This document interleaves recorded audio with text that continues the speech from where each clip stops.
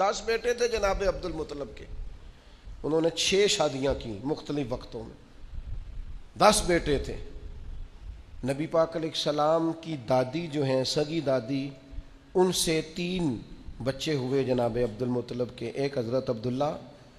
ایک جناب ابو طالب اور ایک زبیر۔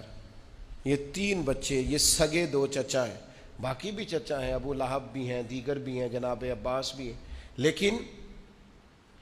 یہ 2 سگے بھائی ہیں ابو طالب اور زبیر حضرت عبداللہ رضی اللہ تعالیٰ عنہ کے۔ حضرت عبداللہ چھوٹے بیٹے ہیں جناب عبد المطلب کے، لیکن خوبصورت سب سے زیادہ تھے،